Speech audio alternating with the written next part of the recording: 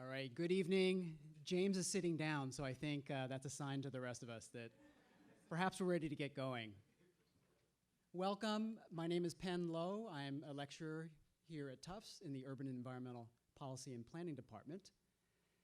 We're here tonight to celebrate the work and research of James Jennings towards racial equality and social justice. So what a wonderful crowd here. This is quite a gathering for you, James, and given that I was asked to MC, I thought I would take my prerogative right up front here and say that, you know, I finally figured out what I want to be when I grow up. He's sitting right over there, a role model for me and many of us in the room. But no, tonight we are gathered to really highlight James's work and his contributions to all of our lives. And to make some introductory remarks, I want to bring up our chairperson at Urban Environmental Policy, Wei-Ping Wu.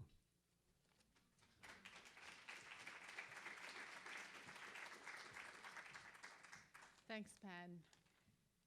Welcome to Tufts and welcome to UEP.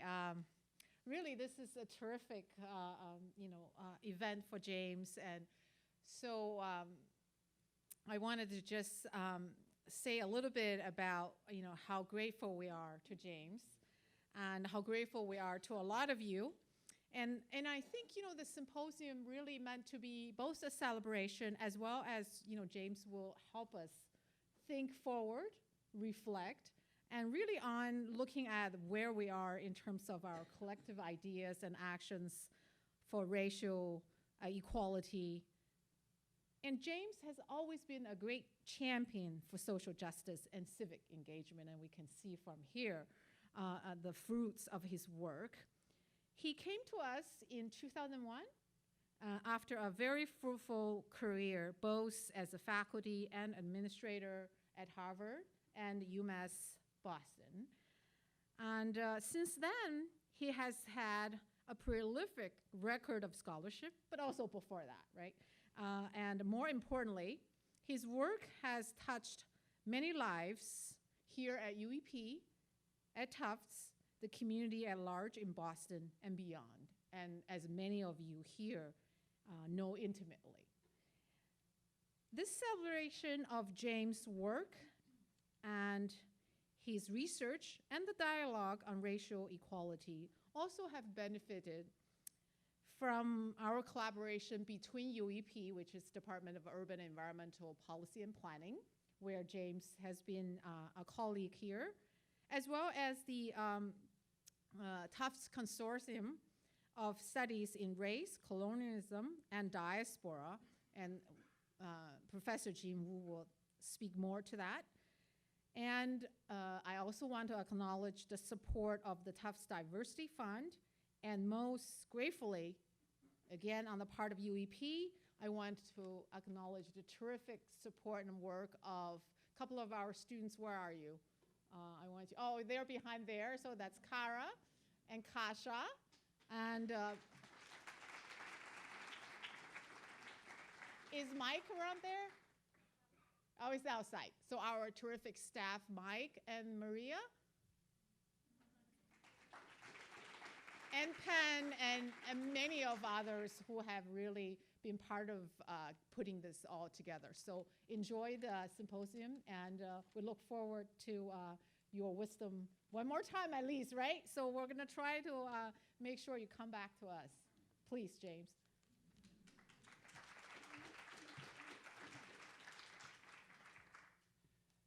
So next up to offer some welcoming remarks is Jean Wu, Director of the Asian American Studies Program here at Tufts. She's also Senior Lecturer in American Studies.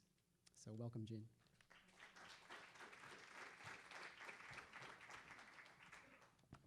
Good evening, everybody. I'm actually came for two purposes. I'm only going to do the first purpose right now, which is I'm actually here to speak on behalf of the faculty of what Penn has already, or Wei-Ping said, was the Consortium of Studies in Race, Colonialism, and Diaspora. It's a mouthful, so we call it RCD for short.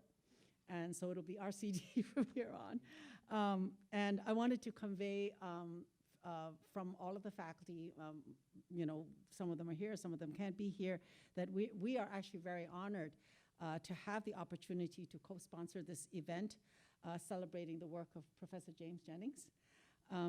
The RCD is a really new program at Tufts. It's only going into the end of its first year cycle, if you can imagine. And so I thought it might be useful to say a few words, because this is a mixed audience and many people may not know what it is. And there'll be a reason why I want to describe it, because it ties in with very much with what we're doing here this afternoon. The RCD was formed, shaped to be the academic home at Tufts for several programs that used to either stand alone or be housed in some other kind of program. And they are now, each of these programs, on equal status within the umbrella of this thing called the consortium, called RCD. And the programs are Africana Studies, for which we have both a major and a minor at Tufts. American Studies, for which it's a major. Asian American Studies is a minor. There's a New Colonialism Studies, which is a minor, and a Latino Studies minor. So we now share a home, and it has given sort of a new way of working together. The work inside the program is very much intersectional and interdisciplinary, and we work together. The programs, I think they link innovative and, I would say, progressive scholarship on learning about race, on learning about diaspora and colonialism. And we urge our students, almost all of our students are undergraduates, to learn, to see and to analyze social structures in their want or in their desire to study about racial inequality, racial equality, social justice, and we try to urge them to not stray from grounding their work, whatever they want to do, in understanding how important it is that they understand how what the lived conditions are in our communities, especially our communities of color, and how these are shaped by race, by colonialism, and by diaspora. So I wanted to describe that to hopefully the explanation will tie together why we are so admiring of James Jennings' work, and we feel that his work is really exemplary of the kinds of things that we want to build and create in the consortium. I know James from, and some of his work before RCD came to be, since I've been at Tufts for quite a while. And it feels to me that in all of his research, in his knowledge production, his teaching, his mentoring, his just creating programs that link community and the academy, that it's so clear that you are steadfast in your commitment to and focus on communities of color and the empowerment of our communities, that you never stray from that. And I think you're the quintessential, what I would call a community-based and grounded scholar, practitioner, activist. How's that? Our only sadness for the RCD program, for myself particularly, since I haven't had the good fortune of working very closely with James, is that while we feel like we're getting going, that you are moving in another direction. But we hope that you will be back and continue sharing work, and we are tremendously honored to celebrate together with everyone. Thank you.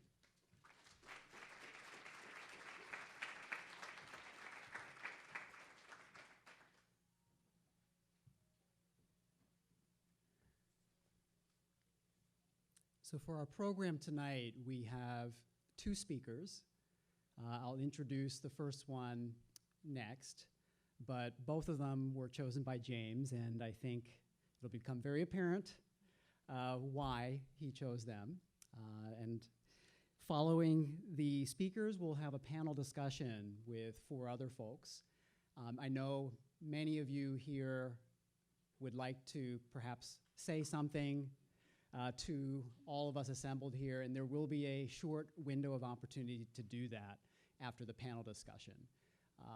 Will be no need for anyone to move around. We'll be able to bring a wireless mic up to anyone who wants to make a remark, but just remember there will be a very short window because we want to also hear from James, who will follow those remarks. All right, and we'll be having a closing following James' remarks, and then of course some networking that will continue after the formal program. So that's what you have to look forward to today. It is my pleasure now to introduce Julia Jordan-Zachary. She is Associate Professor and Director of the Black Studies Program at Providence College. She's a feminist interdisciplinary scholar and teacher whose interests focus primarily on cultural politics and public policy. She uses an interdisciplinary approach to address complex problems around issues of inequality and social justice. Her work borrows from and contributes primarily to the fields of Black studies, political science, women's studies, and gender studies. She's co-edited a volume with Professor Jennings in 2010 called Urban Spaces, Planning and Struggling for Land and Community. Her 2009 book, Black Women, Cultural Images and Social Policy, has won a number of awards, including the 2009 W.E.B. Du Bois Best Book Award from the National Conference of Black Political Scientists.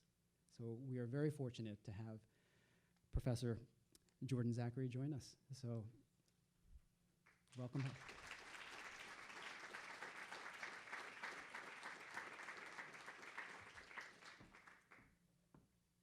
Thank you, and good afternoon, I think it is. I'm a little lost time-wise, but bear with me. It is truly an honor for me to be here to pay tribute to Dr. James Jennings. I know I got this direction to talk about his work. So I'm going to do that first, right? And then I'm going to go rogue, right, James? No. I will honor you in many ways this evening, so just bear with me. What is the role of a Black/Latino, Latino Black, Latino and Black, or a scholar of color? And also to the Academy, and also to the larger community to which he is a part of.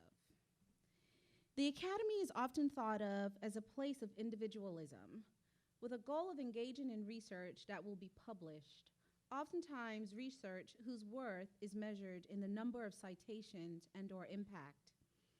Scholars, particularly scholars of color, because I think it's very important for me to contextualize this in terms of the larger academy, but also contextualize this as it relates to scholars of color. So scholars, and scholars of color in particular, can sometimes find ourselves submitting to an ideology of publish or perish, and as such compart ourselves as in a manner where we wear the research mask, denying identity and belonging into our communities. And so sometimes we engage in a politics of research that allows us to secure tenure while denying our identity. The pressures of the academy can force a type of assimilationist politics that leaves unchallenged the power of racial, gender, and class hierarchies.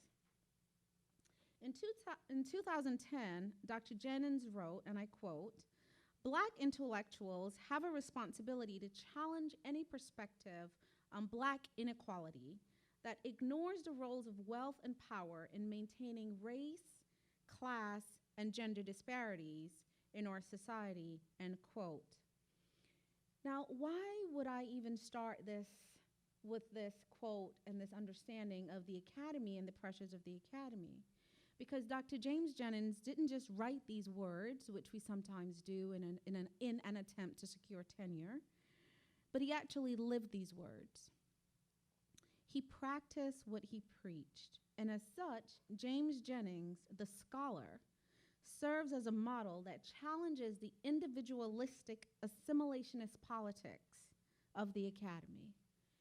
a politics that requires us oftentimes to talk about community while divorcing ourselves from community. Today I want to spend just a little time, because other people will do a lot more justice, I'm not sure where that was, than I will, but just a little time talking about how James serves as a model of what is oftentimes termed the scholar activist, a term that's oftentimes thrown around rather liberally, but when one looks at resumes, you're like, okay, where's the activist part, right?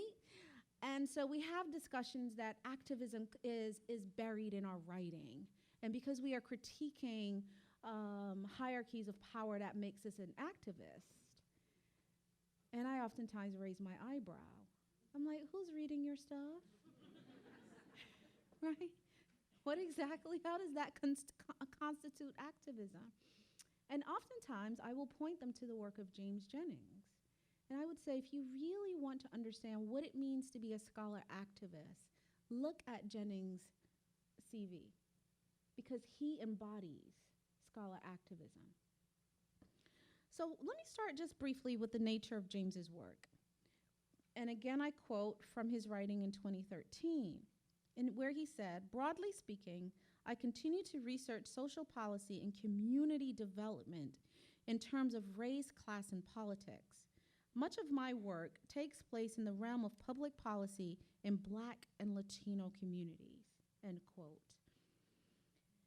While James's scholarly contribution spans from welfare reform and its impact in our communities to the role of the Black church and its impact in our communities, there are few common themes linking this vast and very prolific body of research.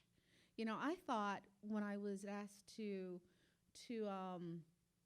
be here today that I was actually going to go back and reread James's work.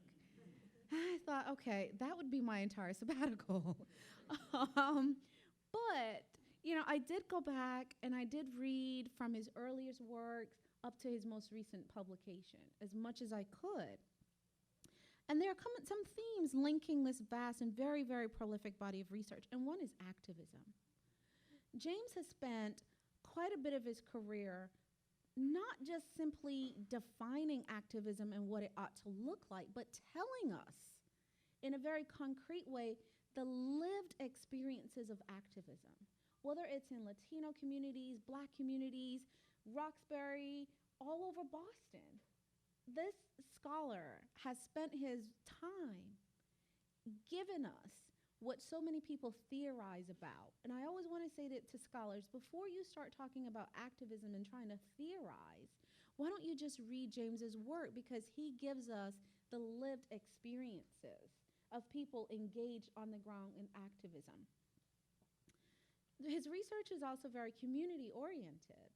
Whether we're talking about research published in scholarly journals or research written for various community organizations that speak, for example, to the role of Latinos in the Boston economy.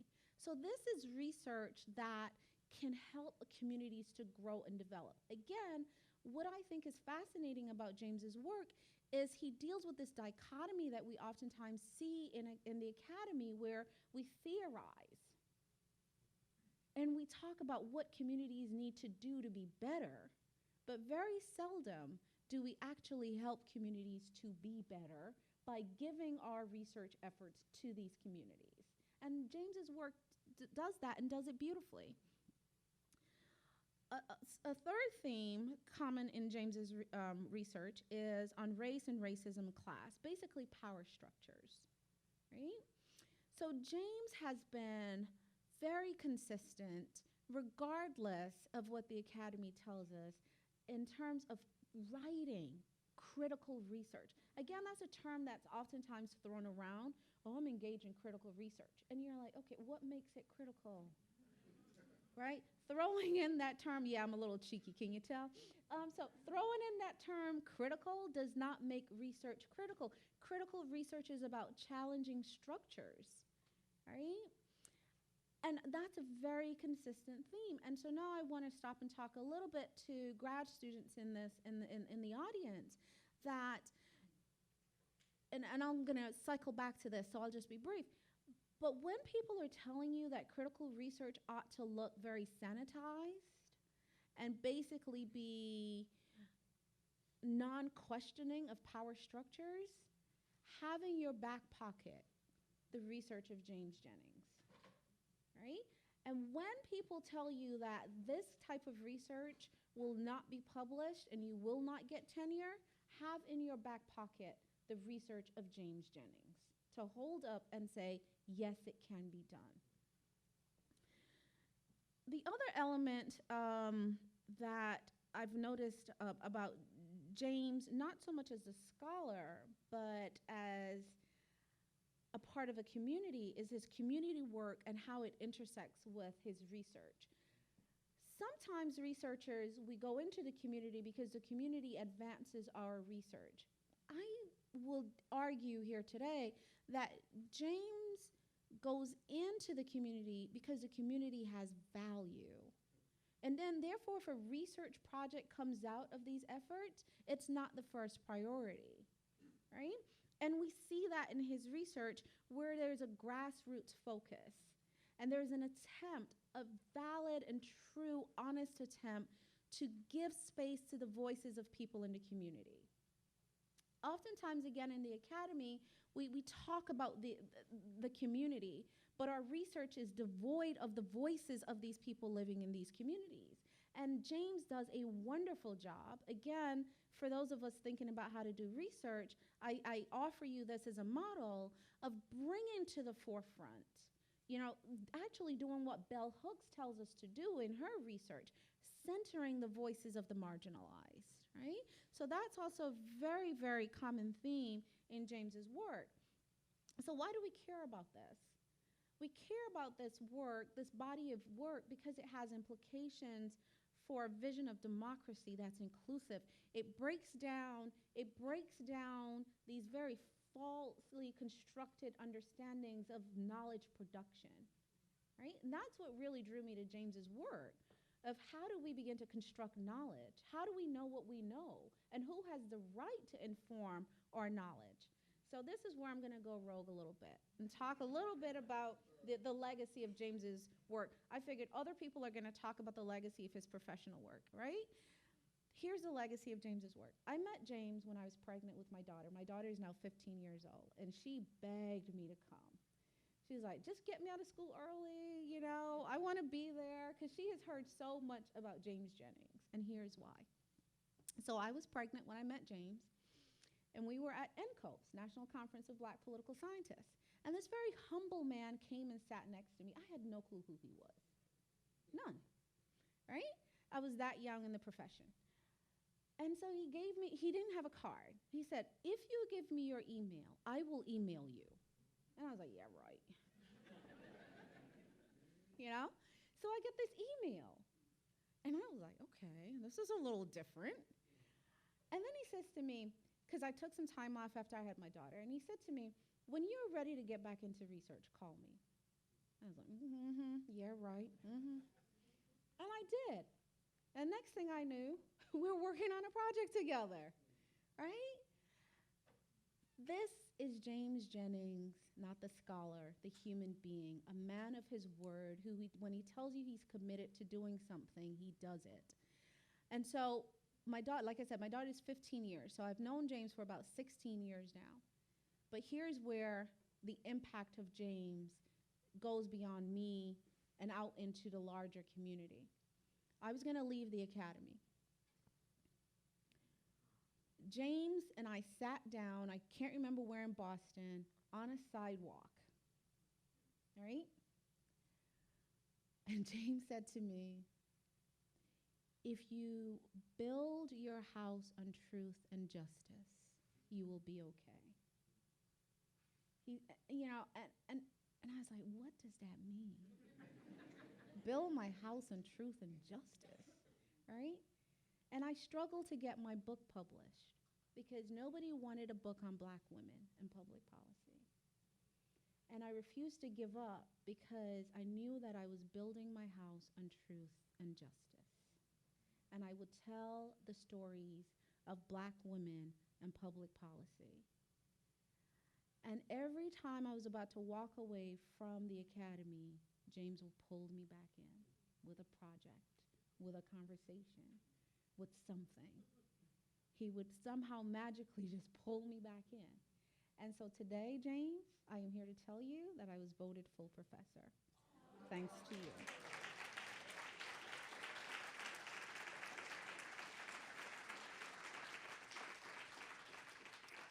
And that's the legacy of James Jennings. He kept this little black immigrant girl in the academy when so many people told me there was no place for me in the academy. So thank you.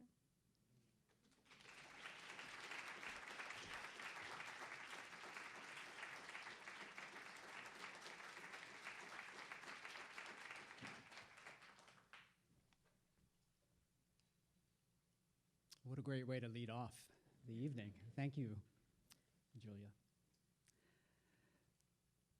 So I have also have the pleasure of introducing Miran Uriarte. She is Professor of Human Services in the College of Public and Community Service at University of Massachusetts at Boston. She's also the Senior Research Associate at the Mauricio Gaston Institute for Latino Community Development and Public Policy. She was the founding director there from 1989 to 1993, and again from 2004 to 2008. She's a sociologist specializing in the institutional development in minority communities, policy analysis focused on the differential impact of social policy on minority communities and on Latinos in the US specifically.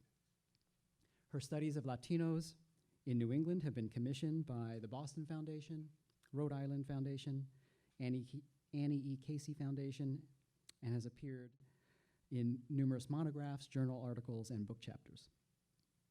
Most recently, her research has focused on the impact of language policies on the educational outcomes of English language learners and includes research reports for the Massachusetts Board of Elementary and Secondary Education, the Joint Committee on Education of the Massachusetts Legislature, the Governor's Latino American Commission, and the Boston Public Schools, as well as monographs and book chapters. She's also a member of the Boston School Committee. So without further ado, welcome Miran.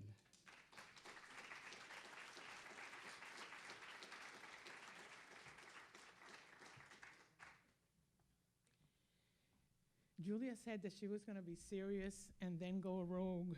I'm just going to go rogue. And basically, I think I'm going to start where she left off and say that I've known James for longer than I care to admit. I met him when he interviewed for his job at the College of Public and Community Services. And I remember a friend of mine that was in that faculty, another Latino, saying, there's this skinny black guy named James Jennings, says he's Puerto Rican. So we immediately said, and just start feeling him out. Turned out he knew a lot of people from New York. And I said that was a bad thing, But he turned out to be our next dean. And so that was 32 years ago, okay? So I've known him as long as I've known my son. I was actually either pregnant or having just, Anna and I were trying to figure out whether, and Withorn in the back, whether we were pregnant or babies had been born, but it was somewhere in there. It was fuzzy for both of us. He's met my two husbands. Right? He saw me through early motherhood. Actually, the death of my husband, somebody that we both love very much, and through tenure, through promotion, and through thinner and thicker times, both in body and in everything. And now that he's retiring, I remember when he told me he was retiring, I said, this is the time we have to hang a shingle and hire ourselves out now as unbridled researchers in search for truth. But the fact is that James has never been bridled. And I think that is, he speaks softly but devastatingly in his writing. And he never shows fear. be it in his work as an administrator or as a program developer or in his academic work. And that is what's made him such an example to those of us that know him. I've learned a lot from James, and today I wanted to focus on 3 lessons that I will always bring with me. And the first is what I called lead with your values. Again, James was the Dean of the College of Public and Community Service. For those of you that know, this was a college that was founded, it was called College 3 at UMass, and it was a college that was competency-based, focused on adult learners, urban students, people from the city, a very progressive faculty. And when the time came for James to become dean, I think one of the things that he discovered, I had been there for about a year, is that the method and the encapsulation of the college, I mean, I always thought of the college as a round peg in a square hole at UMass Boston, so that we were always struggling to fit and figuring out how we were going to defend ourselves in that. And I think that made the college very inward looking. And James said, well, community's in your title. You're all going out there now. And I think that beginning with a whole new set of hiring priorities at the college that changed the face of CPCS forever and really allowed the University of Massachusetts to call itself the most diverse faculty in the city because of the faculty at the College of Public and Community Services, and largely, something that we inherited from that time, from your time there. It also changed the face of the students that came to CPCS, because in opening ourselves up to the city, we were downtown at that time. In opening ourselves up to the city, a lot of students came in, and I see some of them here in the audience. What?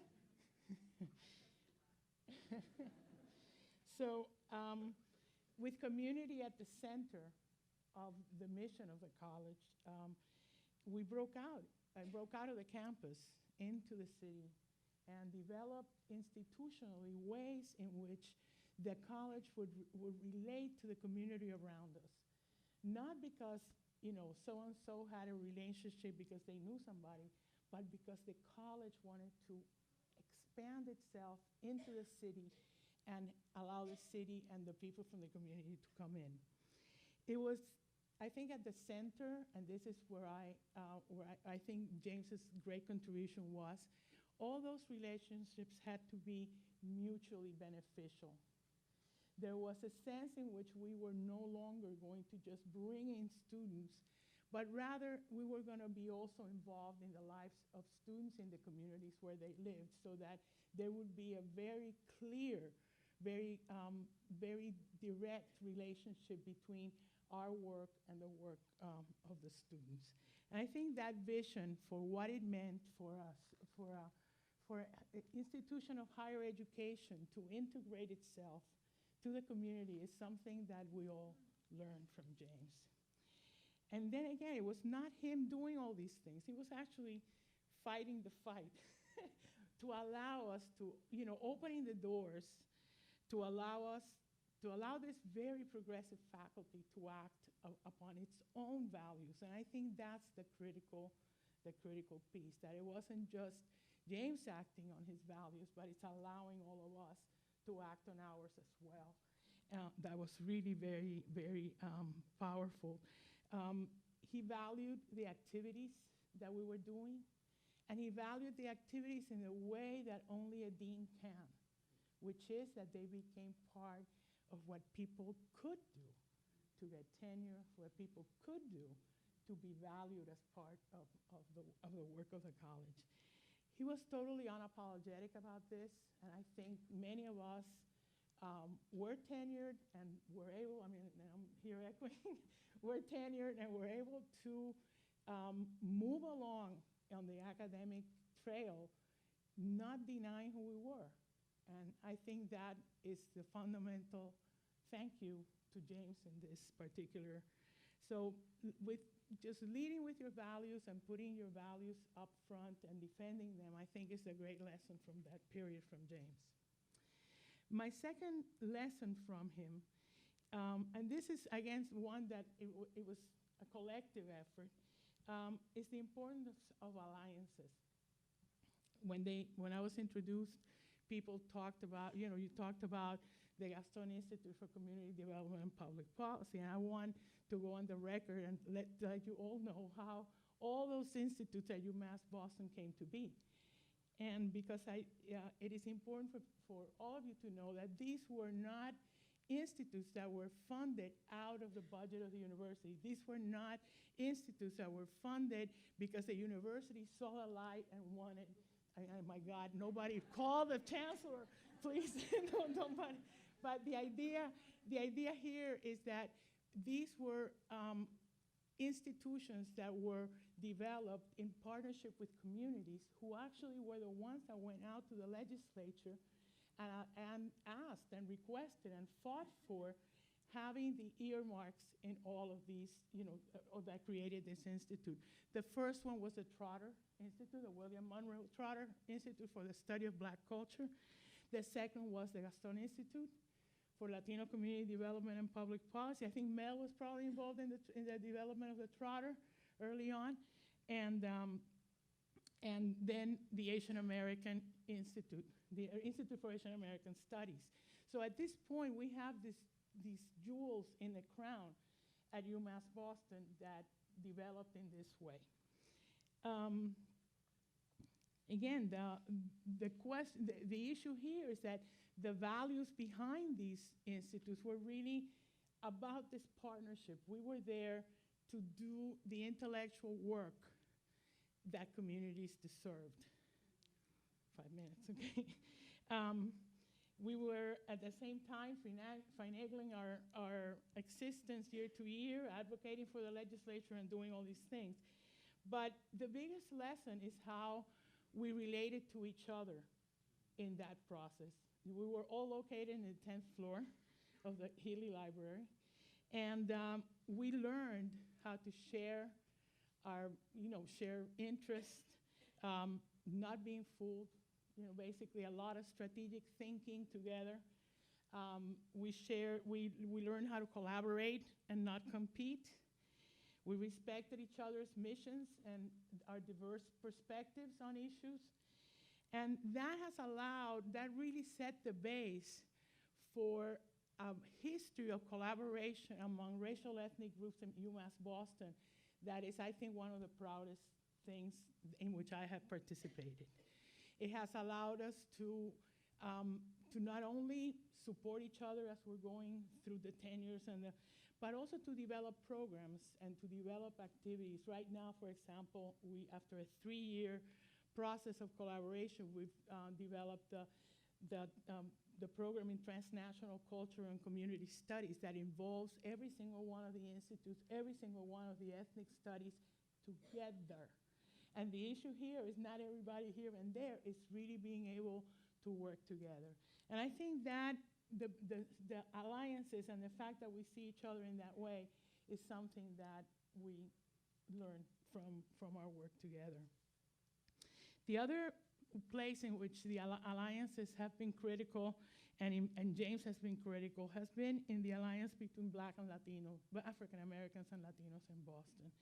There have been people on both sides of that, in both groups, that have always acted with tremendous integrity and that have allowed both groups to maneuver through very, very difficult terrain.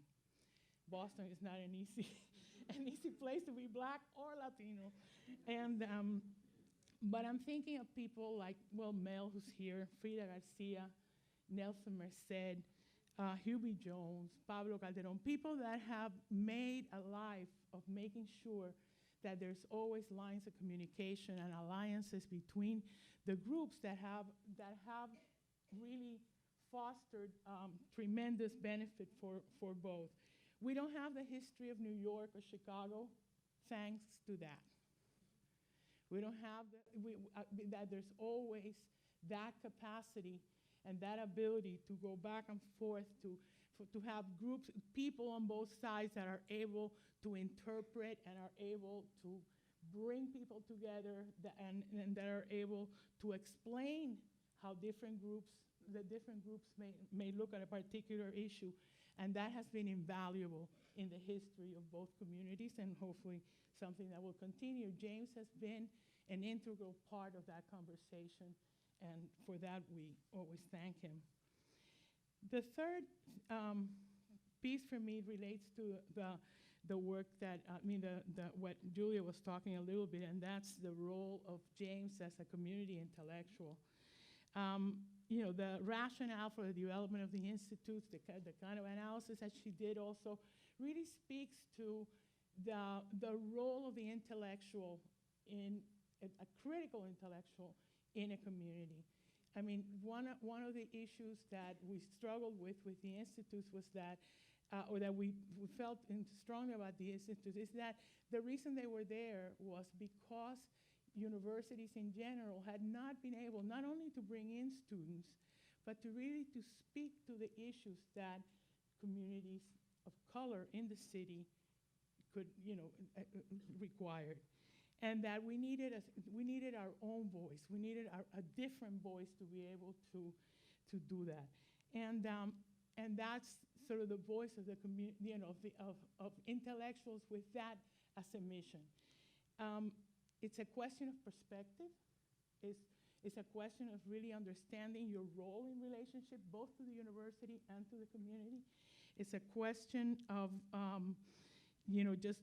not only, but it's also, as she was saying earlier, it's also a question of courage. It's the courage of being able to speak truth to power. It's of going against the grain in the academy and standing for what you believe. Is it the tradition that today, as I was researching, I said, well, I know in Latin America we have a tradition of the revolutionary intellectual. I didn't want to bring Fidel into this discussion, but that's a tradition in which I place you. But it's also a tradition of Noam Chomsky and his work around the war in Vietnam. And it's saying, intellectuals have a responsibility for the constituencies that they represent and the things that they care about. And that's where I see you placed in this. His ongoing commitment to the work on issues related to race and power and equity are really have had a lot of fruit. And let me just mention the 4 that I truly. He's giving me 1 more minute, but I got to talk about 4, so give me one little bit. The first one that I love is From Access to Power, which he co-edited with Mel King. To me, that book changed the perspective on how we thought about the politics of Black African Americans in Boston. And that really, it transformed the way, it was not just about having, a Black face in a position. It was really about the process of activism and power getting that was really at the center. And I think that for many of us, it was like a light bulb went on, and in the room, and we were able to really look at things in a very different way. The second book that I really, this was really, I think the second book is The Understanding of Nature and Understanding the Nature of Poverty in America. And with this book, I felt that James really doesn't totally leave the area of political science, but he really becomes much more transdisciplinary in his look. And that was really a very rich transition. And again, it's a very keen examination of the interaction of policy and poverty, policies around poverty and social problems. But again, from this very broad perspective that I really liked. Then the edited version of the edited volume of the American Political and Social Sciences on Race, Politics, and Community Development, I think grounds his work in geography, in places, in people at the base. And that, I think, really, from then on, and that was 2004, James has gone in a very different direction. And you can see, you can see it in all the work that has gone afterwards. In fact, I wanted to share with you the one that I love and always assign to my students. It may not be your favorite or the most famous one, but it's one that is wise. And it's community health centers in U.S. inner cities from cultural competency from community to community competency. And yesterday, knowing that I was coming today and listening to a presentation on the issues facing Black and Latino male students in the Boston Public Schools, I was thinking of this because the answer to some of the problems was focused exclusively on issues related to cultural competence. And I said, I have to have everybody here read James's article, because cultural competence will always take us here, only to this. If we want to get here, we have to have a deep and profound appreciation of the students we have in front of us by understanding who they are and where they come from. And it's not just about kumbaya, it's really about really understanding what's going on. So those are the three things that I take from my long experience with you. I'm sorry I was not, I was rogue the whole time, but I hope you get the message that this is a very special guy.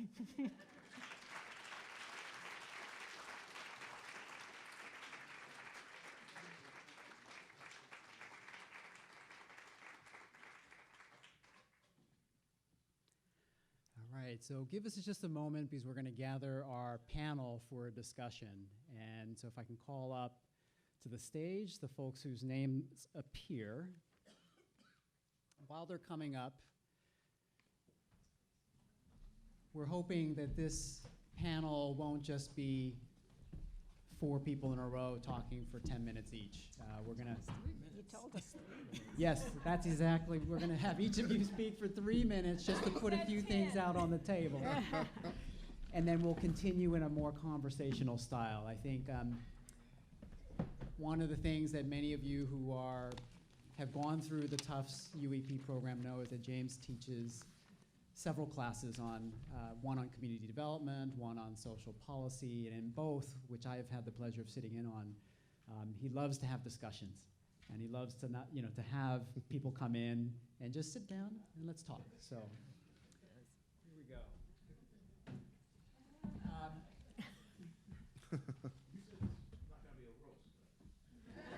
Oh, What's the definition? Oh, man. I'm going to do a very quick round of intros, but on stage here we have someone who's been a student of James, someone who has run a community agency that James has done a lot of work with, someone who's been a colleague in the UEP department, someone who's a colleague here at Tufts in general, but knows James from perhaps way before then and may share some of that experience. But I'm going to have you all figure out who's who. They will probably tip themselves off in their introductions, but let me just go down the line and introduce, and then I'll ask you each to go this way. So Nina Gaeta Coletta is the Family Center Director at East Boston High School. We have Professor Fran Jacobs, who's Associate Professor at UEP and also a joint appointment in child development. Next is Chris Jones, who was very recent very recently. Executive Director at the Dudley Street Neighborhood Initiative. And finally, Pearl Robinson is Associate Professor of Politics, African and African American Politics at Tufts University. So again, about 3 minutes each, and then we can launch into a more conversational style in which I'm hoping perhaps each of you might even want to ask each other questions or make some remarks based on. Or take what each questions other from the says. comments from We'll take comments after our opening session. So without further ado, Nina, why don't you kick us off? Thank you. I just wanted to apologize for my hoarseness start fumbling, I'm looking for a cough drop or a Kleenex. So what can I say about someone who allowed me to learn more than I thought I could and have the knowledge that I did have as a community person validated and improved? I can only sum up my feelings in 3 words. Thank you, James. I have made contacts to help the families with whom I work and gained a skill set to find more information than I knew existed because of what he and others in the UEP department taught me, especially the kind graduate students who had to hear me whine an awful lot. I would like to highlight some of the research accomplished by Dr. Jennings that gives me ammunition on a daily basis when it comes to advocating for the families of the 1,500 students at East Boston High School, which is the largest non-exam district high school in the city of Boston, and for Eastie itself, the latest community to march towards gentrification. The first is the Boston Housing Authority and the Boston Public Schools exploring academic collaboration. I took part in this report by researching the connection or lack of connection between the Boston Public Schools and public housing developments. The proximity of the schools, some of which are on the same side of the street, to the developments did not always translate into conversation or partnerships. But because of the research questions posed, many of the principals and housing managers interviewed were intrigued by the idea of either hosting school meetings someplace in the development or making more formal connection with the school. So Dr. Jennings also brought me to a meeting of the Boston Housing Authority to assist in the presentation, and I made some incredible contacts there, and I really appreciate that as well. I think the social, demographic, and economic profile of young Black and Latinos males, Boston 2010 to 2018 report, should be required reading for all agencies and organizations dealing with this population. I copied it and I put it in every administrator's mailbox at East Boston High, and I refer to the rich information in it whenever I go out to community meetings regarding youth and families. The schoolyard improvement and standardized test scores and ecological analysis and using public-private partnerships to improve public schoolyards and playgrounds, a manual for community groups. I really wish I had this when I started. Back in 1985, it was a germ of an idea to make something beautiful from a concrete hill in front of the O'Donnell Elementary School in East Boston and instill some pride in the neighborhood, which at the time was in an area of gang activity, including the presence of the Bloods, the MS-13, and other criminal activities. What started out as an idea to plant some marigolds in a whiskey barrel became the reality of a 4-season garden and playground, and we developed a summer program for youth to drop in because they had nowhere else to go. That little school became a model. However, I don't see anywhere in the report the story of how one of our local prostitutes went down the slide buck naked the day after it went up. So It was in the first draft, wasn't it? we had to use bleach to clean that off. So, so James, I'm a parochial Eastie girl who was invited to this world-class institution through the Neighborhood Fellows program. You interviewed me and you made it happen, and I am forever grateful. Thank you very much.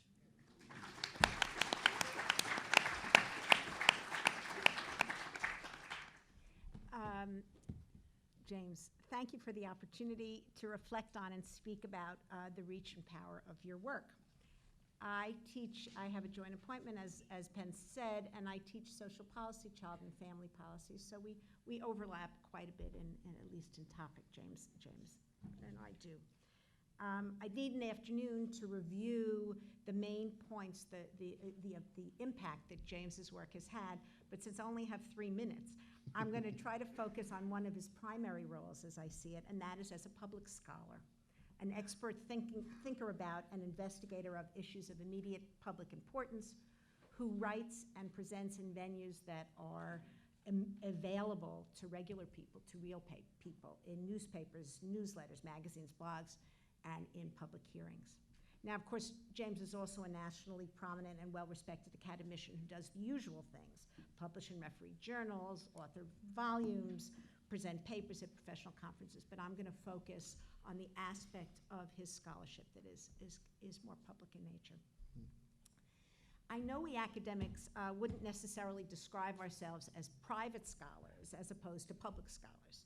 After all, we teach and we write. You can find our stuff in libraries and in bookstores. But in a sense, at least in the social sciences where I live, we are far more private than we let on. Our scholarship is increasingly arcane and methods-driven, and the available analytic methods have gotten more sophisticated. I put that in quotes, sophisticated. And as that has happened, the audience has become more narrow, in essence, more distant and private. Even those of us in applied fields are increasingly talking to ourselves. It's kind of like a priesthood or something where you speak another language, leaving the rest of the universe, the people and communities that are the focus of our research, out of the loop, studied but not informed, advised but not engaged, often not part of the conversation altogether. That is simply true, and I've been at Tufts a long time, and I think it is actually moving in the mainstream is moving in the wrong direction. We have more methods to be more, in fact, to distance ourselves even more. Public scholarship, then, as UEP and the UEP faculty by and by, I think, is very good at this as a group, is greatly needed, and James, throughout his tenure as a university professor, has been among its most able practitioners. So here's what I think of as the 4 hallmarks of his approach. So the first is context is a central concern.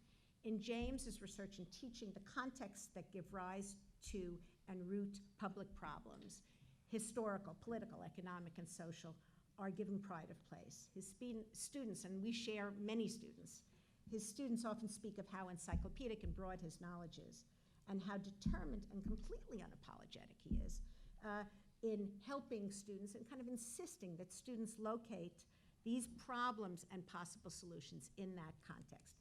I remember, I don't know if you do, but I remember the first faculty meeting after President Obama was elected for the first time.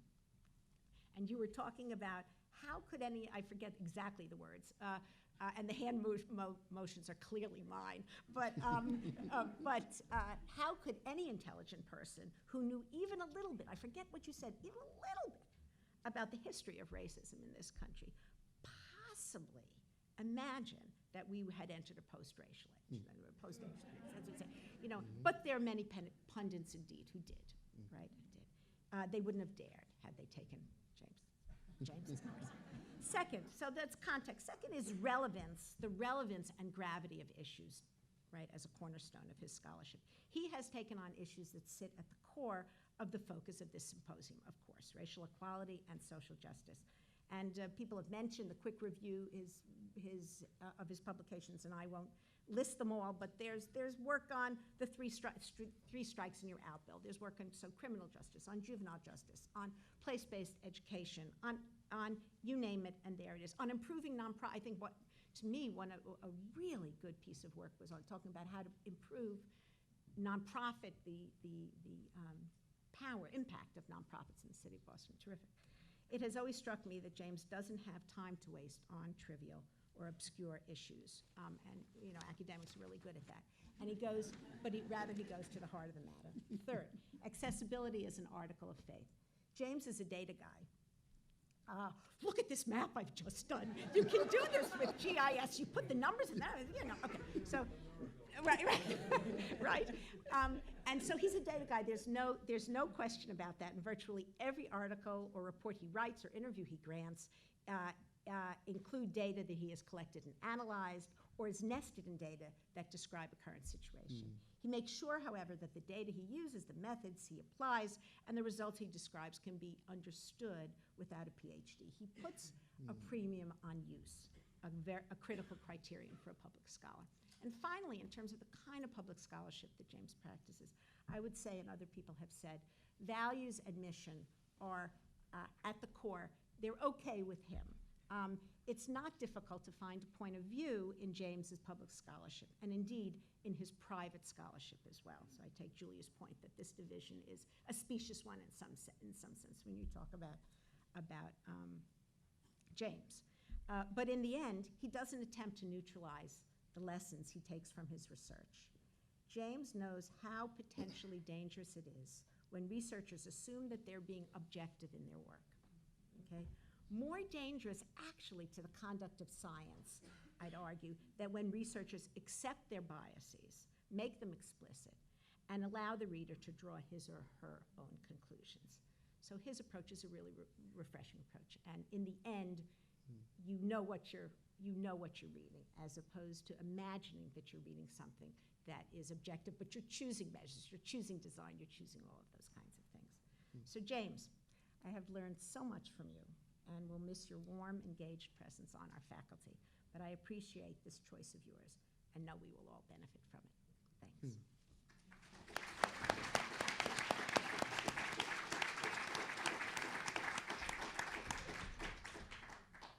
Wow, there's been some amazing comments and reflections so far. Let me start by saying thank you, Penn, and thank you to you all for being here. And I'll say this a lot throughout my short time, but thank you, James.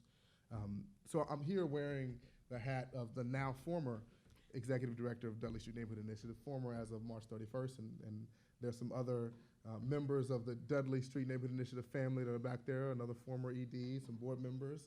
Raise your hand, former staff members. We're all here to say we love you, James, but also wear a couple of other hats tonight. One as a resident of Dudley, as a black man, as a scholar, and I'll go rogue real quick myself. James, even as recent as yesterday, was giving me feedback on my dissertation. I'm in the final phases of my dissertation, writing it up, and he has been advising me since the beginning. And I think there's something strange about you, James. You tend to catch people either at the beginning of their academic tenure or at the beginning of their growing family. So I'm also here as a family member. And James and I first really began to truly encounter him. I knew of him through his scholarship and my work at MIT, but I got to know him around the time when I had my second daughter. So I'm in that group too. But when I think of James Jennings, four special characteristics come to mind. Characteristics or qualities: teacher, doer, humble, and sense of humor. There are those who teach and there are those who do. Rarely do you find someone who is both a teacher and a doer. What is special about James is that he teaches through his doing. We have all learned something from James in our time. What sets him apart and makes him a man without equals is that he wraps all of that teaching and doing in a big blanket of humility, and is delivered with a sense of humor. If it had not been for James and his neighborhood analysis and his rich data work, the Dudley Street Neighborhood Initiative would not have received the Promised Neighborhoods grant. We received a large grant from the Department of Education, the largest that we'd ever received, and gave us tremendous national attention. We would not have received that grant if it had not been for James. But his impact is far more important than that. He has gifted us with not only an analysis, but also a mindset. No matter how the analysis changes with changing data or shifting understanding of the data, the mindset will remain the same. And I can hear James saying, not in these words, but in his own words, we are to be producers, not merely consumers. We are to be producers, not merely subjects of someone else's study. We have assets that are just as valuable, if not more valuable, than anything else. I could go on, but I want to leave you with this. And since I'm a preacher's kid, it's hard for me to get the mic without bringing up some scripture. So bear with me.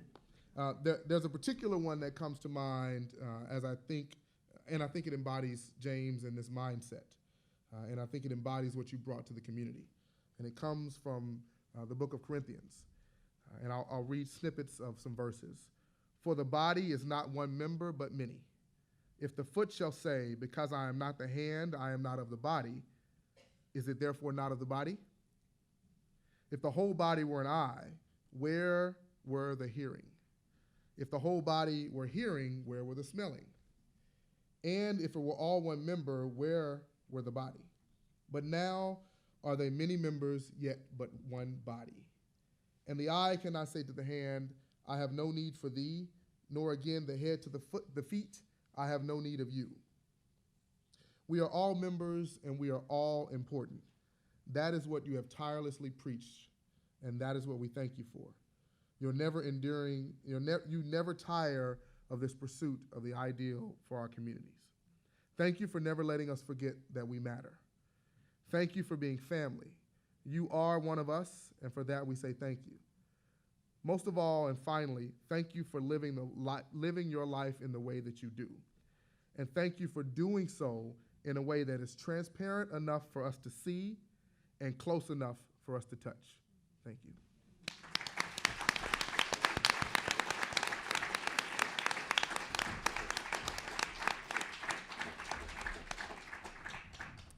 Well, I have the impossible task.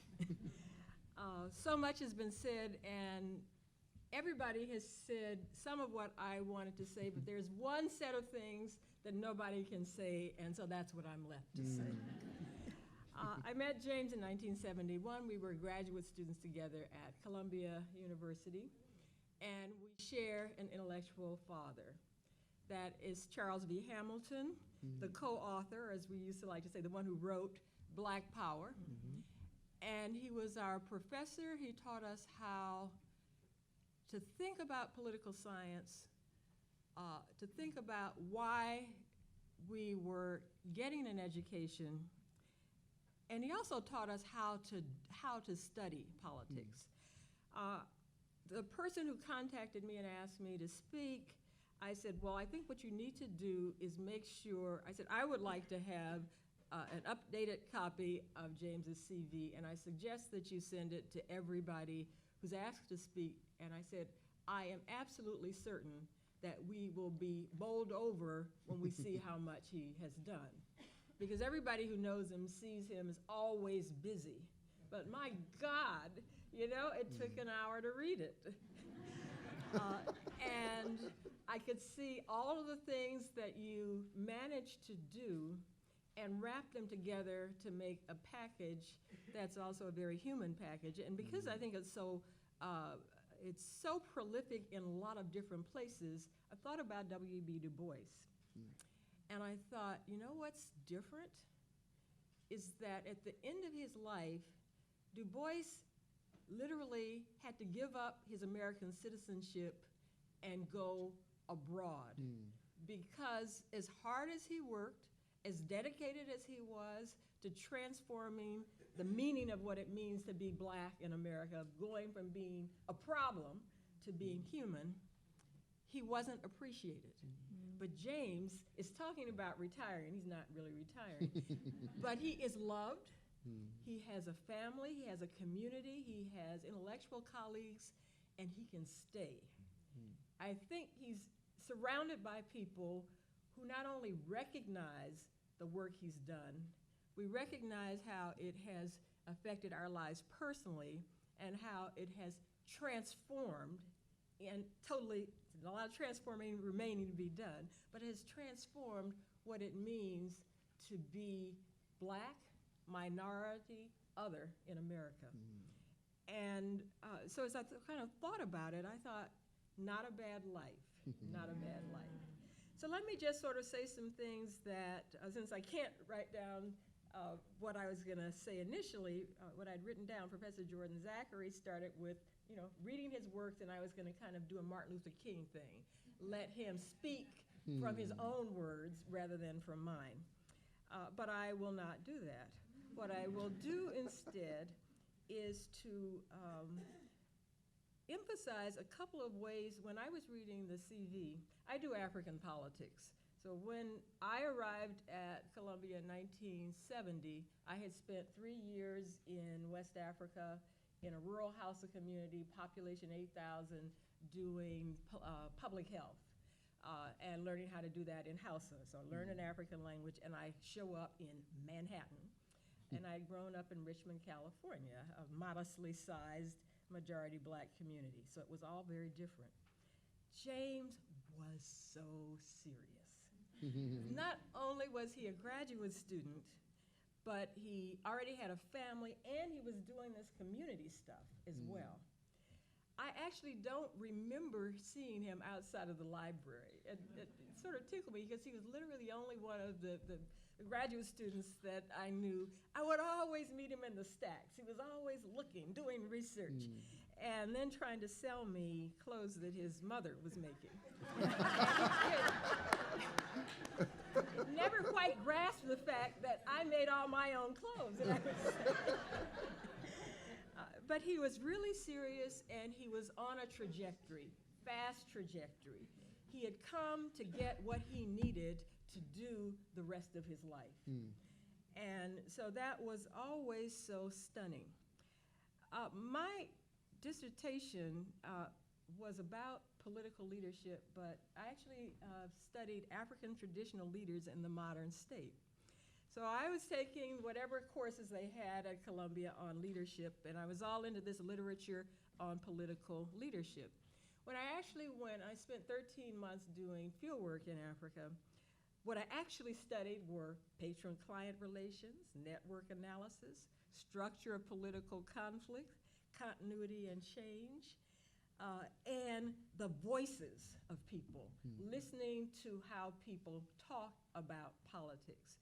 Reading James's CV, it was very clear to me that we studied the same things. We were reading that literature on political leadership, but then when you got into doing the field work, the community, what you ended up doing was theorizing from the grassroots.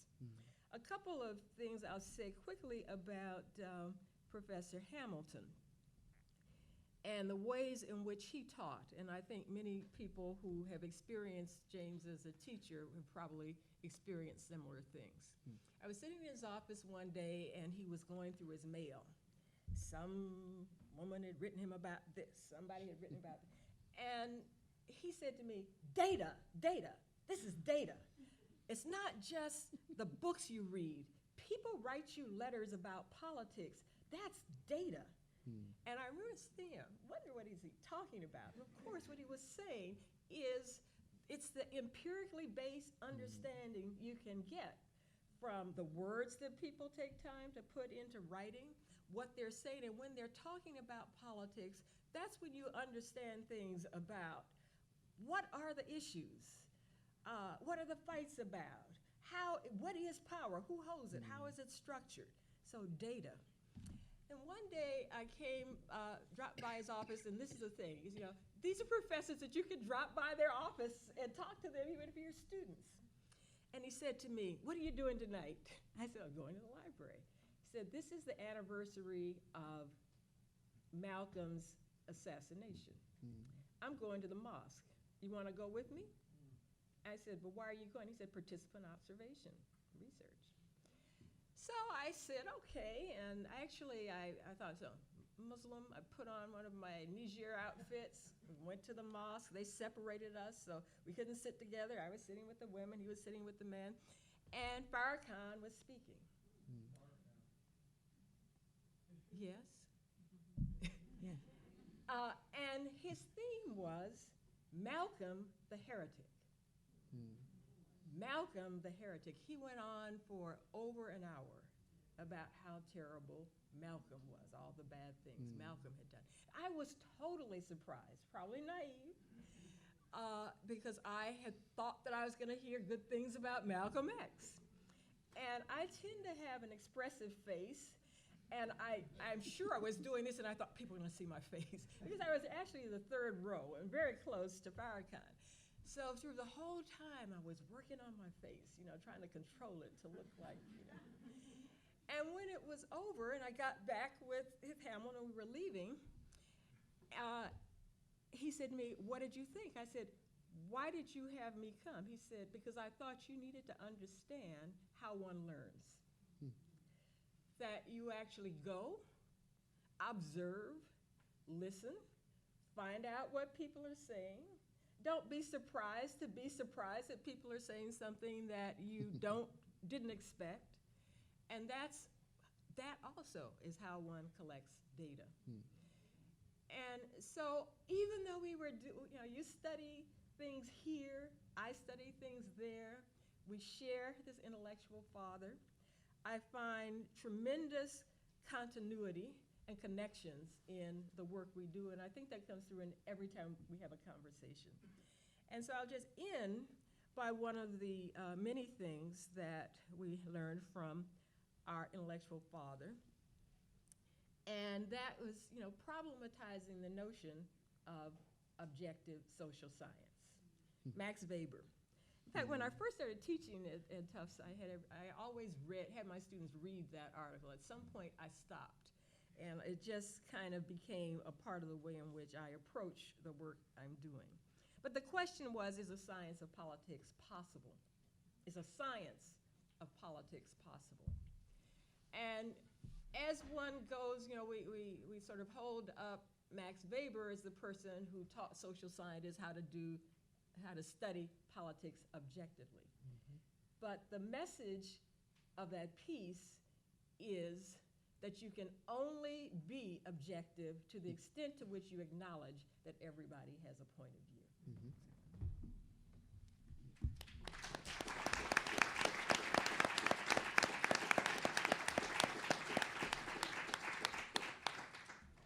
We're just getting warmed up here, James. I wanted to maybe just push one question out before we open it up for, I know, the many folks in the audience who may want to say something. I've heard the term public scholar, community intellectual, scholar activist, practitioner, all of these things to describe James. And I think that one of the reasons why I think many of us are at UEP or have come through UEP is because we've got this mindset around educating practical visionaries, right? Which also I think captures some of this theory and practice coming together. And I guess one of the things that's always impressed me about James is his ability to really communicate to so many different audiences. And one of the things that I experienced, because before I came to Tufts, I was with also a community-based environmental justice organization in Boston. And at one point, we had James come in to help folks understand the development process in Boston, and came in armed with his census data. Bruce might remember this, and but he just has this ability to connect with so many different folks. Folks who are here in the academy who are speaking a language that no one outside of their field can understand, to folks on the street. And to me, that is one of the hallmarks of someone who can really bridge these very, very diverse worlds. And part of what I think we mean when we are connecting kind of public community with intellectual scholar. But I guess I'm just curious if any of you have, your experience of James, what aspects of that kind of critical theory and practice have you seen and learned from James? Can I go? Yeah. Okay. Well, as I said, I had the incredible opportunity to work with Dr. Jennings. I had double knee replacement, and I was writhing around in pain, and I called him and said, please, let me help you do something. So he sent me out and was able to interview the housing managers and the principals of schools. And just being able to, the questions that he gave me were to the point, encompassing, and yet so easily digested by everybody. And that's what I've been trying to strive for myself, is when I'm dealing with families and or any problems that arise over social issues or housing or anything like that. The information that you've given me through the MPP seminars and just the conversations, where to find information, I've been able to share that, and someone else has shared that, and someone else has shared that. So that's what I see as being what's so great about you, is you don't keep it here, you don't keep it here. You've shared it, and so many other people have been able to learn and use what you've given. So thank you. Yeah, I would just add, because I've had similar experiences, seeing James function and operate at all different levels, and within a very short window of time, whether he is engaging with a community member who has a different set of expertise, or whether he is engaging with an academic that has a similar set of expertise around the topic that he's addressing. He does have this huge range, and I guess the way I react to that is that I think that range is refined by his intellectual curiosity and his mental strength, but I think it's fueled by the sincerity of his humanity. I mean, I think ultimately his real ability to connect with folks, and his desire, and you can tell us if it's right or not. But what I notice is that it comes from a place of genuineness that you don't often find, as opposed to coming from a place of purely intellectual curiosity. And it's hard to describe it, but you know it when you see someone who is genuine from the heart versus someone who is pursuing it from the mind. And thank you for that.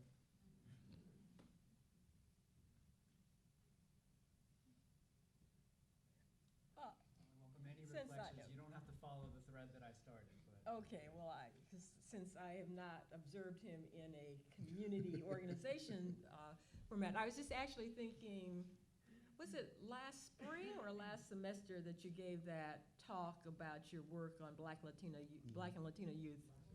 Last semester. Okay, so I hadn't heard James speak for years, decades, and I made a point of going to see his presentation. So there were two things, just sort of, I'll call it the stylistics of it. He did a Prezi. Yeah. Nice. Which I didn't know what a Prezi was until last year, and two of my students did it in my seminar, and I said, "What's that? I want to learn." So actually, I have a couple of really nice Prezis I got to show you. But so he had state-of-the-art, beyond PowerPoint presentation, but the audience was largely students. And every time he would say something that they liked, they'd snap their fingers. And he was actually the only professor I've seen where the students would snap their fingers when he said something he liked. And so I was, very interested in the content of the material he was presenting, but it was that combination of this rich content presented in the state-of-the-art, latest beyond PowerPoint with the students snapping their fingers every time he said something they liked. So I said, he still got it. All right,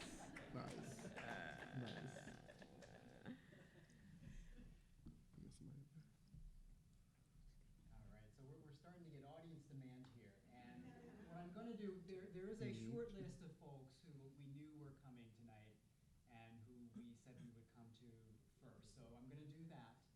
But then, feel free to try to catch my attention. We've got actually a good 20 minutes for this. So I want to thank our panel first off.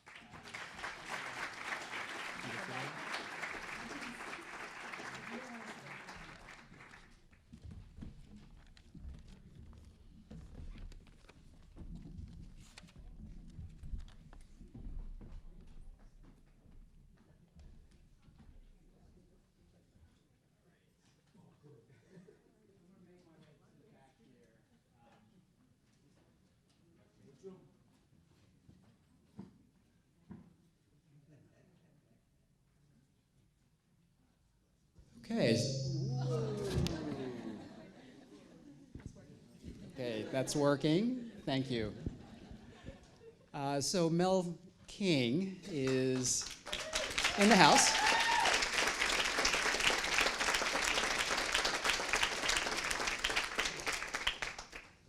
I'll let Mel do all the talking here.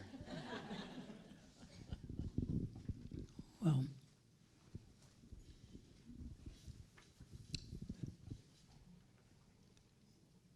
I don't know why I'm speechless other than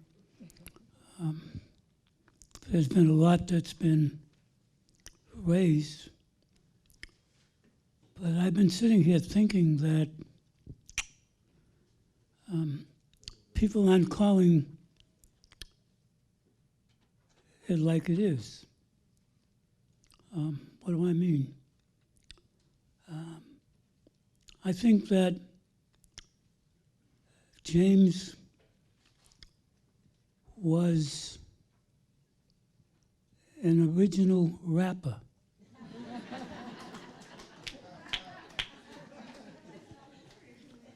And how I come to that is that he does research and analysis of problems. He raises awareness psychologically and politically. He reports on actions of power. And then you're asked to read access to power. And that'll tell you about the rapper, Professor James Jennings.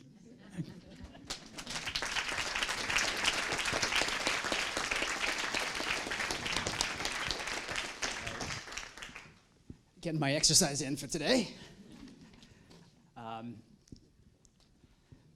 Reverend Bill Alberts, and I'll allow you to introduce yourself. Thank you. I'm Bill Alberts, minister and hospital chaplain. I first met James in Mel King's campaign for mayor of Boston in 1983. We went around together, speaking on Mel's behalf to groups. You had mentioned about From Access to Power, Black Politics in Boston. And that's just from Access to Power, that's still playing itself out in Boston mayor elections. That's just key. I did a chapter in that book called, it focused on how the media covered Mel's campaign. And I called it What's Black and White and Racist All Over. James taught me much about America's white-controlled hierarchy, the white-controlled hierarchy's access to political, legal, and economic power. We also did, I did three research reports for him at Trotter Institute. And one was on the Million Man March. And it was called Mainstream Media as Guardian of Racial Hierarchy, the Threat Posed by Minister Farrakhan and the Million Man March. And we studied the Washington Post, Boston Globe, and New York Times coverage of the march from beginning to end. And interesting that 30-some, you will remember how many, 30-some Nation of Islam inmates in prisons around the country wrote and asked for copies of the report. And Trotter was selling the report for $5 and a piece to students. And James decided to give the report free to the Nation of Islam inmates. It was, I thought, a great audience for us to reach. And the reason we reached them was because the research report was reviewed in the final call. And you had also mentioned another writing of James, from cultural competency to community competence. And as a hospital chaplain at Boston Medical Center, I found that article most helpful to me because cultural competence is important. Being able to be guided by and respectful of patients' cultural beliefs. But also community competence is important, and that's what James stressed. What makes people ill? Unemployment, poverty, toxic conditions in a community. And his challenge to healthcare agencies is to join with people in these communities who are seeking to address and correct these problems. I do a lot of writing, and I wrote this article called Faith-Based Deceptions. And it dealt with the invasion of Iraq. President George W. Bush, 2 weeks before the invasion, he said he was praying for peace. He prayed for guidance, wisdom, and strength. I pray daily. I pray for peace. 2 weeks later, his administration invaded Iraq. It was well planned long before that. And this article documented his religious hypocrisy and criminality. And I couldn't get it published in mainstream media. So I told James, and James suggested Counterpunch. Counterpunch picked it up.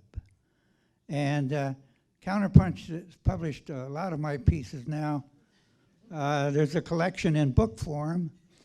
And Mel King and I have done 6 co-authored together of Counterpunch pieces. And I'll get involved with a piece and I'm not sure about. So I send it to James, and James edits it because I'm not sure if I'm on target. And I think James is on target.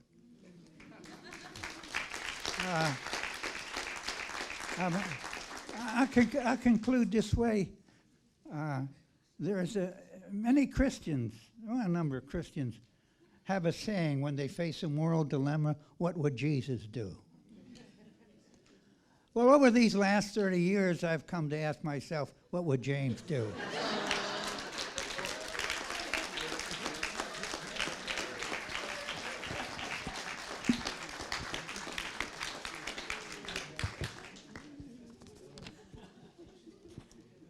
right, I'm seeing some hands up here.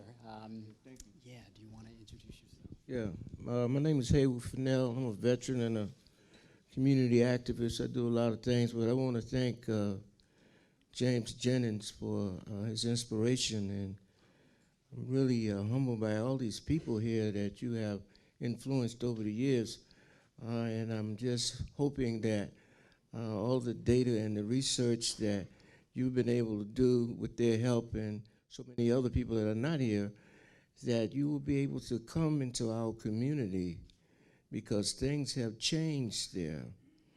They are the new nomads, and you know, I was at the dedication yesterday at the new school building. A new building, but will it be the same curriculum? You know, how do we teach our children to pay their rent and not be subsidized for generations? Because of you, I'm looking at how do we come together and learn to speak and break down the artificial barrier called language. You know, we are all in the same boat. You mentioned the diaspora. I just want to thank you and tell you that you're not retired.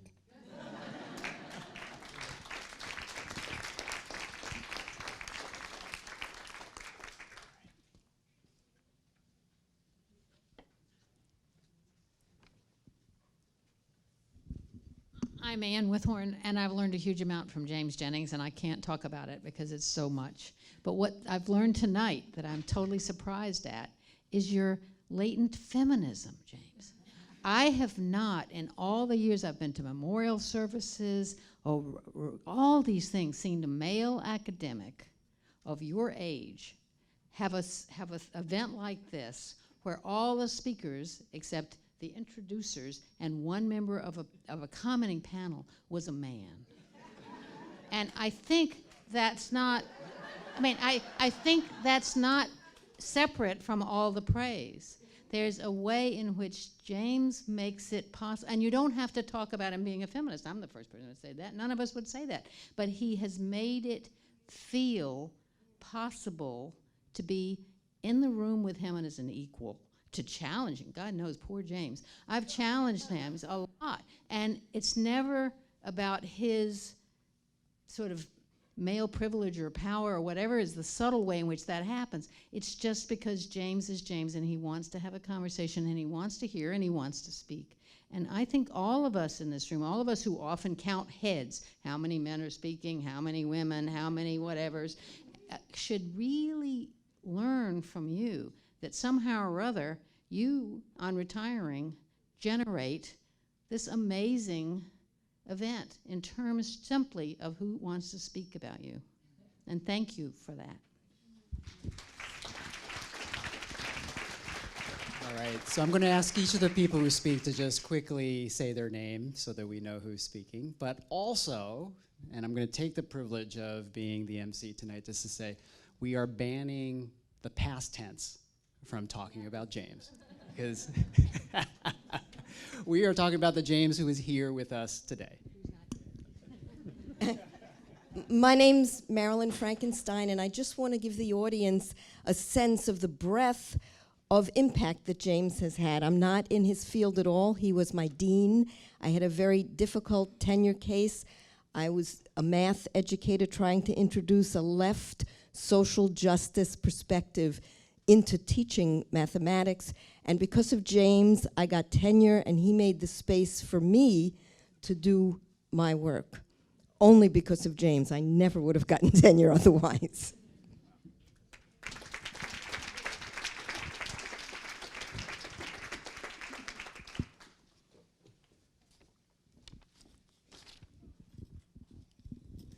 Hi, everyone. Se le quiere un montón. Un montón. My name is Yvette Modestin. I have survived in Boston as an Afro-Latina because of you. I am able to know that that issue matters and that our voice matters because of you. Encuentro Diaspora Afro is still standing on its feet, wobbling because of you. Many don't know, I mean, we know about his public policy, but he's also been a strong leader for the Afro-Latino movement and the issue of what it means to be Black and Latino. And I wanna thank you for continuing to be that compass for me and for so many people. You have been a guiding force for me to be able to survive in Boston as an Afro-Panamanian woman. Muchísimas gracias.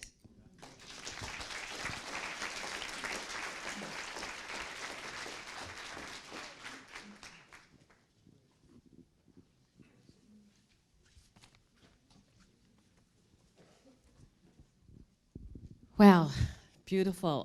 So much love in this room. I met James a couple of years ago, I think it was 2011, working in the area of civil and human rights, and said what an amazing and brilliant individual who not only cares about this community, he cares about young people as well. And he encouraged me to come and get an MPP here at Tufts University in Urban Environmental Policy and Planning. I did, and it was a significant impact in my life.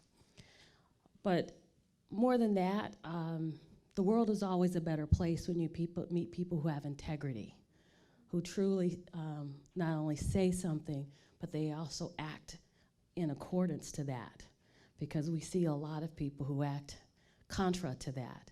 And so I'd like to say to someone who was there for me during some very difficult and tough times, thank you, because I couldn't have made it without you. And there were times when I did feel that I needed to dim my lights and not shine. And so the old poem, Our Deepest Fears, I think about you when I see that, and I want to say thank you.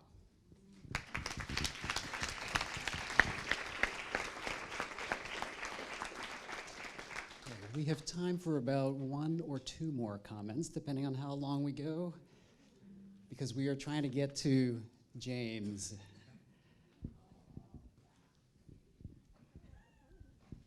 Hi. So my name is Stefana Stokes, up until 5 o'clock. But after 5, my name is Sunshine, and I'm a community troublemaker. And I speak from the truth of how I see things happening. And so I accidentally met Professor Jennings because he came into the place that I work in along with Mirren to do a study at Access Strategies Fund. And Ann Withhorn is also a professor, so I know all these professors, and I never even went to school. But the issue of Roxbury is really bothering me right now in terms of what I see with the ethnic cleansing of what was once a very vibrant and cultural community shared amongst both Black people and Latinos, right? And so I went to this Roxbury Strategic Master Plan meeting, because I always bust into a meeting, say something, and leave. But I was compelled to write something afterward, and there were all these people, city employees, elected officials, on my observation of what I consider to be a travesty, a tragedy, and just an embarrassment of people who have very special interests in cleansing a neighborhood under the guise of bettering it without acknowledging the human impact.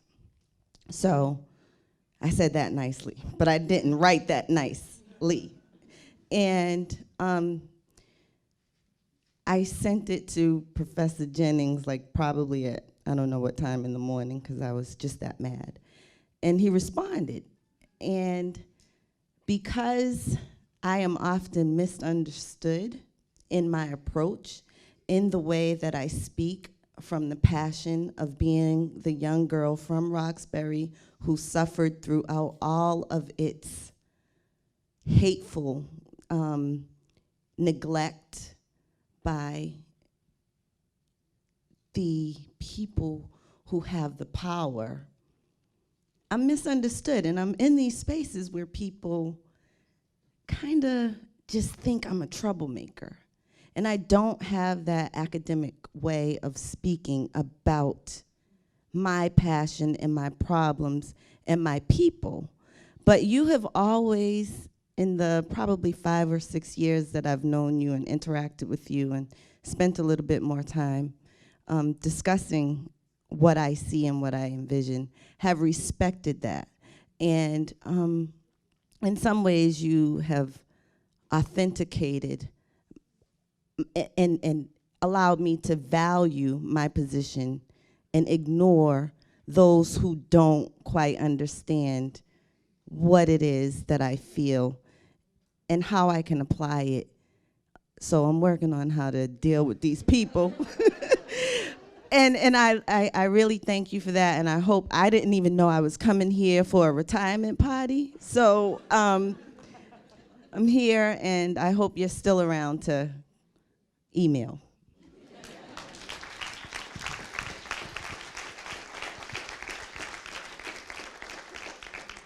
All right, before I bring James up, and I know we all do want to give him our fullest attention, I guess I would be remiss if I didn't take an opportunity right now just to highlight here at Tufts one of the big legacies that James is going to be leaving. How many of you are graduates of the Master of Public Policy program here? So, all right, this is part of the legacy here, James.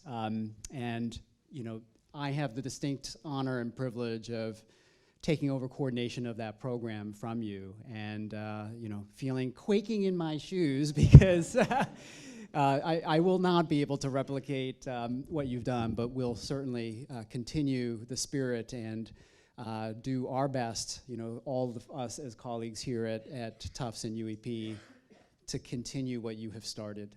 And I know all of you who've benefited from the institution building that James has done, as well as, you know, the direct relationships that you've had with him, will recognize that we all have a lot of work to continue that James has started. And we're going to be doing it with him because he's not going anywhere. So without further ado, I'm going to bring James up, and I don't know where you want to go, but you can take any place you want.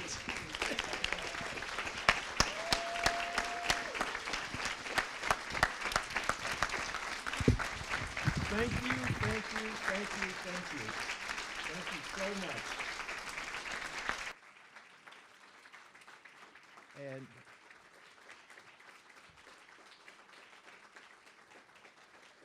thank you, thank you. Lenora, your foot, you can stay down, your foot, come on. Thank you, really, this is such an honor for myself and Lenora. And I actually would like to begin by saying some individual thank yous, but I know this is gonna represent an injustice of sorts because there's so many people out there that I would have to extend my thanks to for anything that I've been able to accomplish that you think is good. But I want to begin with Lenora, of course, and you can stand up now if you want, wave, you know. But actually, anything good that you heard, it's because of her. And because of the support she's given me 44 years now. So, you know. I also, and by the way, have you heard the saying, break a leg? It's supposed to be good luck, right? Do not use that term. About 2.5 weeks ago, Lenora was actually going to an exercise class. Talk about irony in life. She's going to an exercise class, and as soon as she leaves, you know, she's going out the door, I say, break a leg. That's exactly what happened. Reverend Alberts, I didn't know someone was going to take me seriously, you know, so please don't use that unless you mean it, of course, you know. But I also want to thank Keisha Hart and Carol Foster Kareem. These were two of our graduate students that really, I mean, I'll never forget what they did to pull this event together. And I know it takes a lot in the middle of thesis defense and doing work to do all the kinds of logistic that one has to do. So I want to thank these two students, really these two friends in particular, but also part of the team, Wei Ping Wu, who has been a very supportive chair. I saw Maria and Michael, who are department staff back there. We couldn't do a lot of this without the staff, like these two individuals. I know Joe Saki helped out. Penn, of course, was, you know, a major force in moving things forward. So I want to really thank all of you personally for making this happen. The Consortium of Studies on Race, Colonialism, and Diaspora, the Tufts Diversity Fund. I want to extend my gratitude to them. The MA and MPP students and graduates. There's one word that comes to mind when I think of all the MA and MPP students that I've worked with and I taught. And I don't know if this, you know, how this will come across, but fun. I mean, there's a lot of fun, you know, being in the classroom and all of you and working outside the classroom. It's just been a lot of fun and learning for me, of course. The UEP faculty has been extremely supportive in terms of collaboration. You probably will not find too many departments across the nation where you have a faculty that's so committed to both excellence and social justice. A lot of people talk about excellence, but social justice is not part of that equation. Here at UEP, we talk about excellence and social justice. And would you please stand up so everybody can see who you are? I won't introduce you, but just in case people want to go up to you and say, I want to apply for the program or whatever. So thank you. These are my colleagues, you know, and I'm so proud of them. A special and endearing thank you to my community and faculty friends. The panel, I was really touched by all your comments and the presenters. The panel and presenters are really exemplars of what they say I'm about. And so it's really interesting that as I hear them, we could all say the same thing about every individual person who presented and spoke on this panel. And so that is really fantastic, I think. I see some friends that I've worked with, and I may miss some people, so I apologize. UMass, Arlington Community Trabajando, they were here, yes. In Lawrence, I mean, doing really heroic work on a shoestring. DSNI, of course. Wheelock College. I saw Mata Rosa here, who's, again, Wheelock College is an institution that is on the front lines of making sure that our public schools really reflect social justice as far as parents and families are concerned. Hyams Foundation, I saw Beth and a few other people, and then the educators in the room. It's just fantastic to me. I mean, it's just, I mean, I see Gene McGuire here. I see Felix Diaz Arroyo, you know. I see Mel King, I don't know, I think I saw Barbara Lewis, Yvette Modestine, a number of people, and again, I'm missing a lot of names here, but educators who really have been pushing the envelope. It's so interesting to me that just, I think yesterday or 2 days ago, there was a report, and I think a good report, and no, it was a good report. It was a good report, around the importance of race and gender to close the academic achievement gap. And Lenora, you remember what I told you? I said, huh? There are people who have been saying this for years. They've been saying this for years, And so I'm glad. So I'm glad that the report is out. But again, some of the faces I see Russell Williams, Professor Russell Williams, Mary Ann Creighton. I mean, these are individuals who for a long time have been insisting that social justice has to be part of our public education. And so that's really, it's really nice that you're here and coming together around some of these issues, not so much me. Now, I was asked to make a reflections or reflection. So I just have one reflection, really. And I would like to make that reflection really just an explanation of why I'm making this career change. And again, officially it's, retirement, early retirement, whatever you call it, but it's really a career change of sorts for me. And it's I think it's the best time to make this decision. I got permission from Lenora, that was the first thing. But there are also two reasons that I would share with you, and as part of my reflection.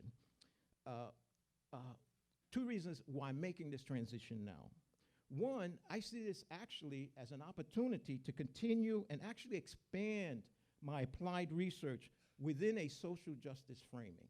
That's going to be very important. So some of the projects I would describe, I want to do more of those projects. And I've been involved with a lot of issues, but there are three what people call wicked issues, that I want to pay more attention to. And I'll mention these three issues. And this is what I'd like to do more of, focusing on these issues, trying to resolve these issues in my new chapter. One issue, of course, has to do with the politics and discourse around gentrification. This is a very serious challenge. And I don't know if you've read any of the news articles, even in the Boston Globe, the New Yorker, the Atlantic, but gentrification is being presented as good, as something. I think Linda Sprague Martinez back here shared an article, Viva Gentrification. And it really is interesting because this discourse that gentrification is positive, the way that happens is by making gentrification ipso facto a nice community. And so the evidence is, wow, this place has been gentrified. Look how nice the community is, leaving everything else about what gentrification involves. And that's a major intellectual, political, community struggle that's going on.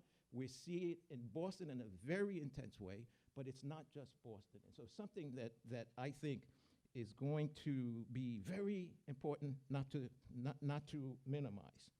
Another wicked issue has to do with continuing structural and racialized inequality. Not just inequality, but structural and racialized inequality. And again, we see the manifestations of this in our public schools, in our criminal justice system, our employment situation in some communities. So that's also a package of issues that I want to be more involved with. And I guess there'll be more, but the three that I have here is neighborhood economic empowerment. I want to say neighborhood economic empowerment. I think that's a piece that's been left out of a lot of our discussions around how neighborhoods and urban communities can be improved and elevated. So those are the three kinds of issues that I want to be more involved with, and that covers the first reason that I think this is a good time for me to do this. The second reason, the best way I could summarize it, is knowledge is power. And that's a term that's been used for a long time. I think it was Sir Francis Bacon in the late 1500s who coined the term, you know, knowledge is power. But if this is true, then the place of knowledge is also important. So if knowledge is power, the place where knowledge takes place and where knowledge is generated, that also is a critical and key issue. Typically, we know that the place of knowledge is usually higher education in the ivory tower. Not exclusively, but typically. My proposal to you, and I'll end on this point, but my proposal to you as the second reason is that the wicked issues that I mentioned and other wicked issues can no longer be completely understood if studied within the confines of higher education or the ivory tower. It's impossible. You just cannot do that anymore. Maybe this is not new, but it's certainly more apparent today for a lot of reasons.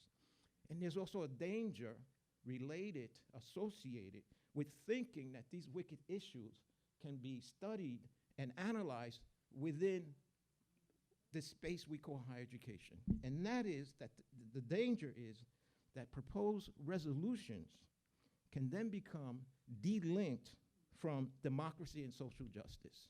So the study and analysis of these wicked issues has to be decentralized in a sense, because it's the only way to move democracy and social justice forward and to expand democracy and social justice forward.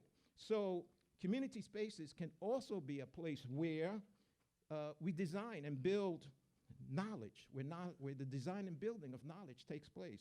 It could be a place where the sharing of knowledge can also take place, as we heard tonight. It could be a place where the interpretation and meaning of data can take place. And community space can also be a space where the application and evaluation of knowledge is also possible. So I'm making this transition because I think that space we call communities is so critical today. So I don't see myself really retiring, but really just moving into another space and continuing to work with my friends and colleagues, you know, in higher education. And again, UEP is a place where it's a little bit easier to talk and move on these things than perhaps in other places. So that I will always be appreciative of. And then the last thing I would say, and I think my job is to turn it over to Julian, but you're not going to talk, Julian, where we hang out, right? You're not, because I won't give it I won't. Okay. But seriously, the last thing that I would leave with you is to look around and see the kind of individual and collective potential political and intellectual power we have. I mean, who you represent, individually and collectively, is so powerful. We know that there's a lot of ugliness still in our society. We know that there's a lot of challenges, a lot of wicked issues, but we cannot lose hope.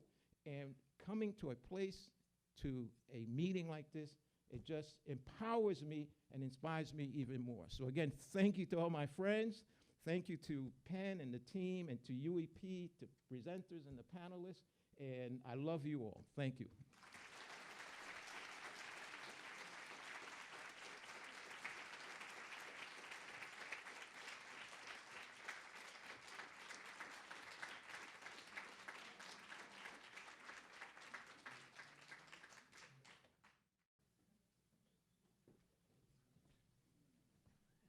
Well, there are two rules of being a public speaker. Number one is don't do the lunchtime slot when people are eating.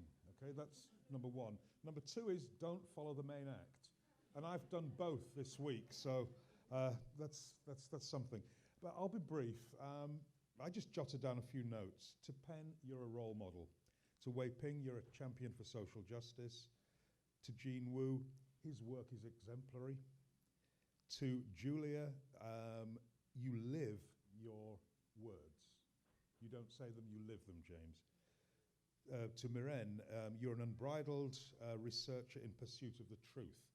To Nina, you made it happen for her. You made it happen, as you have done for so many people. Everybody in here you've touched in many ways. And I mean that in the nicest possible way, James.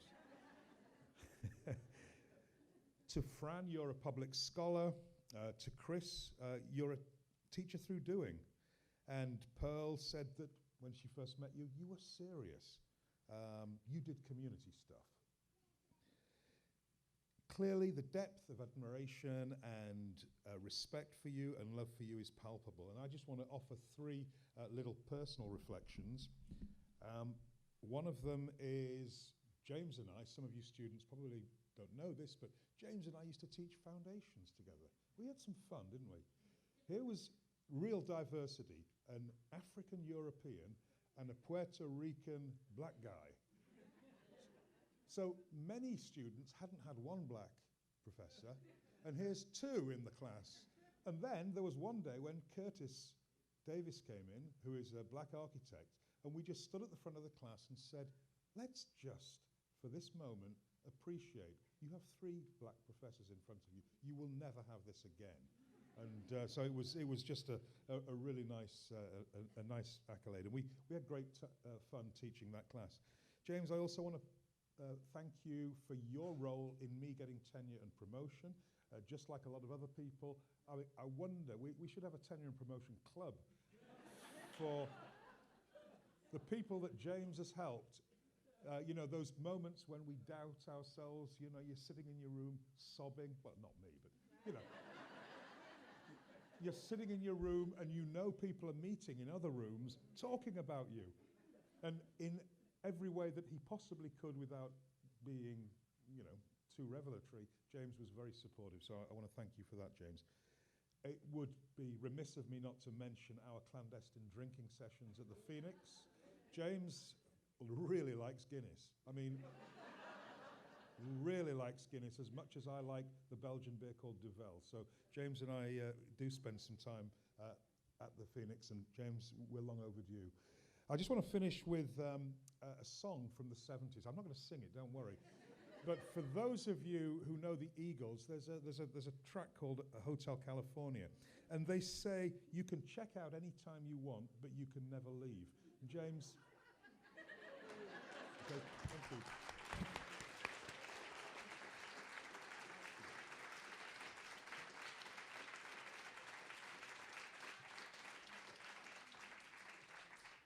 All right, well, thanks to everyone for coming. Of course, that was Julian Adjaman, professor at UEP and a former chair. We have plenty of time now left for just being with each other, and I believe there will be food served at the reception area. So thanks again to everyone.